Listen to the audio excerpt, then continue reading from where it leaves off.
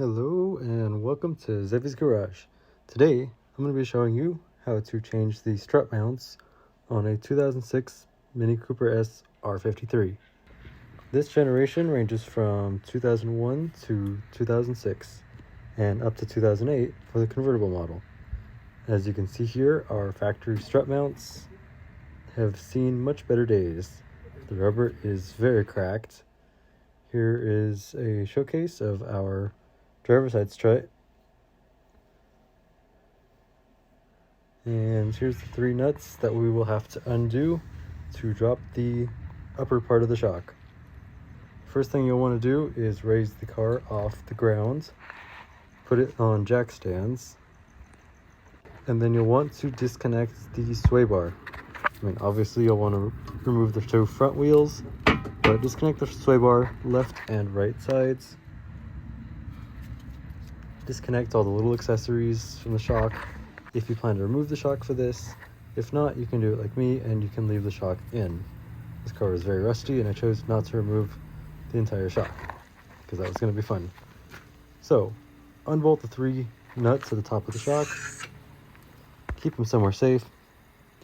Use the jack by itself to compress the spring and then to lower it gently after you have installed the spring compressor.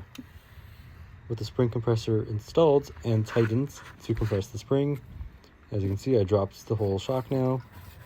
It's still in the car, and I unbolted the 21mm nut in the center of the shock, and you can see you can just wiggle the strut mount out. Be very careful when doing this. Make sure your spring compressor is set firmly so that you do not have it release and pinch you, or worse. I guess all they can do is pinch you. And as you can see, this strut mount is very rusty. Here is the new strut mount, which obviously is much better condition. It's brand new and does not look like crap. So what you'll want to do is you can just feed it up just the same way that you got the old one out. It takes a little bit of fidgeting. You can move the shock around if needed, but your main goal is to kind of get it on top, and then you'll want to move the shock so you can slide the strut mount onto the stud in the center of the shock. You don't want to bolt it to the chassis yet. As you can see here, I'm trying to align it with the stud, and now bada bing bada boom, you can see it's sitting on the stud. Now you'll want to take the big 21mm nut and you'll want to thread it into place. You can thread it hand tight for now. We'll torque everything at the ends. Usually you want to torque everything once it's on the ground. So I just run it in by hands here, and then as long as you engage all the threads on the nut, you'll be fine. It doesn't have to be all the way tight yet.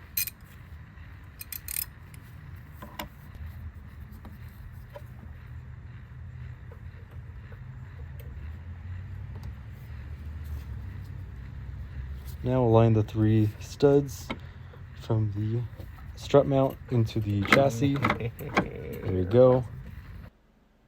Install all 3 nuts. Then make sure you remove the spring compressor and make sure you reinstall the sway bar end links. If you do not do that, you're going to get a very loud clunk. Torque the 3 nuts at the top of the strut, 25 foot-pounds, and the nut at the center, that's 21mm, should be 60 foot-pounds, if I remember correctly. Thank you all for watching this short video. Hopefully it helps. It's a very easy job. Just be safe with the spring compressor and jack. Make sure the car is secure. Make sure you shake it. And with that, good luck, and hopefully you enjoy your new strut mounts.